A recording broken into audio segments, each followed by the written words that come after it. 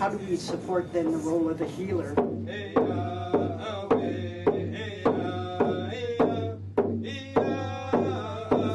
How do we then support the role of the speaker?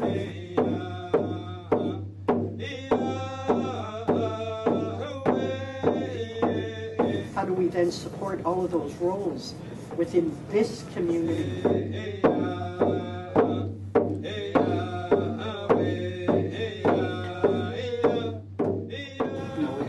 Back and learn the language that belongs to us, which is Lakwomen. 3 years ago now, we brought an elder from Saanich on board. His name is Tom Sampson. And really Tom has changed Brad and I, not only our attitudes and our ways of thinking, but our ways of approaching people. And you can think of the task that Tom had, because Brad and I are English speakers. We've always have been English speakers.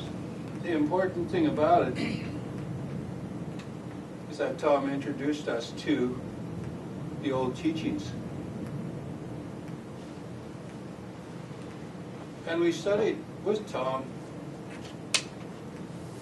with a sense of his urgency. And week after week, you know, he becomes more urgent as he says, as he's getting older. And Brad and I noticed that when we lose somebody in our community, Tom gets very scared. Then he'll call Brad and I together and say, you know, we have to talk, and we have to speed up our programs, and we have to do this and do that. And we sense our elders' urgency. But that urgency also is based on the fact, you know, that losing your language, you lose our foundation too, of our culture.